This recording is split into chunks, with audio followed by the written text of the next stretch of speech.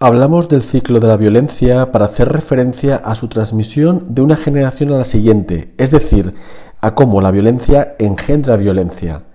De esta forma, los menores maltratados tienen potencialmente un cerebro más violento.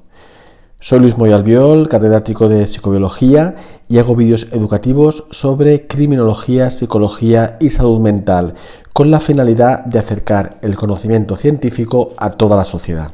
En un principio se creía que la perpetuación de la violencia era debida al aprendizaje, pues al observar y experimentar agresiones desde la infancia haría que se integrase esa información como un modo de relacionarse. Los modelos vistos en casa serían los que harían que quien observa la violencia se convierta por imitación en perpetrador de esa violencia. Pero no todas las personas que han sufrido malos tratos maltratan en la edad adulta, ni mucho menos. Y es más, una parte de las que lo hacen no cuentan con ningún historial de abusos durante la niñez. Habría entonces otros factores implicados en la perpetuación de la violencia entre generaciones.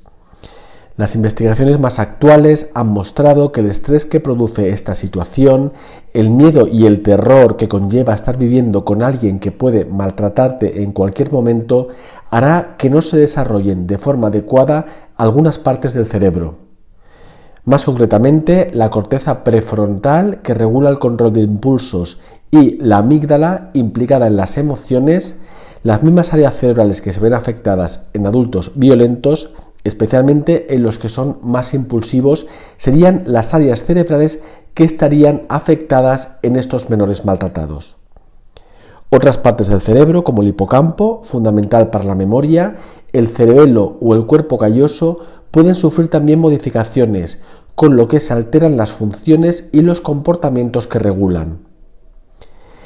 El alto grado de ansiedad que padecen estos menores lleva a que su cerebro reaccione violentamente en mayor medida y a que tengan con frecuencia poca capacidad de empatizar. El cerebro cambia sobremanera durante la infancia y la adolescencia, etapas en las que es muy vulnerable al estrés crónico o a la violencia de situaciones traumáticas. Algunas veces las alteraciones pueden afectar a su estructura. Las podríamos identificar haciendo una fotografía del cerebro y midiendo el volumen o analizando la anatomía de las diferentes áreas. Pero otras veces tienen consecuencias en el funcionamiento de este órgano o en su respuesta ante determinadas situaciones. Cuando el maltrato se sufre durante toda la infancia e incluso la adolescencia, suelen desarrollarse psicopatologías en la edad adulta. De esta forma es habitual el trastorno por estrés postraumático, la depresión, el abuso de drogas y de alcohol y los trastornos de personalidad. La negligencia o abandono, que incluye la falta de cuidados físicos como una correcta alimentación o el control de las vacunas y la medicación, o psicológicos como proporcionar el afecto necesario u otras necesidades emocionales, contribuye al desarrollo del trastorno límite de la personalidad, mucho más frecuente en mujeres.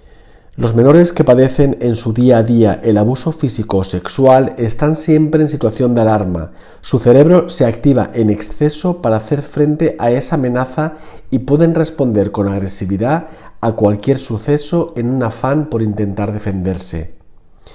Este tipo de maltrato predispone en mayor medida al trastorno antisocial de la personalidad, antecámara de la psicopatía.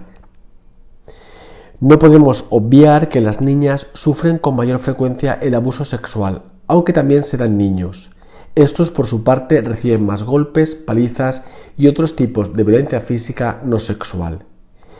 Y todo ello va a modular sus cerebros, en parte por las diferencias que he comentado y en parte por las que ya existen como consecuencia de los efectos de las hormonas sexuales antes del nacimiento. A modo ilustrativo, exponer el estudio llevado a cabo en una guardería donde se observó que, si bien la mayoría de niñas y niños pequeños intentaban consolar a otro menor cuando lloraba o se lamentaba, aquellos que habían sido maltratados reaccionaban incluso con violencia hacia ellos.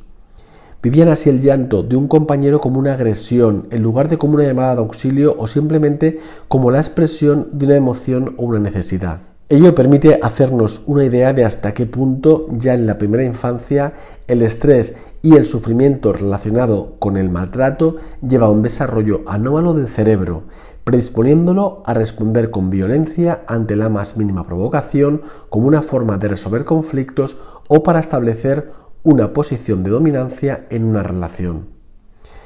Toda esta información es muy relevante en los procesos de adopción, ya que en casos de menores que han padecido malos tratos, las secuelas pueden llegar a ser irreversibles y es frecuente que aparezcan problemas de conducta.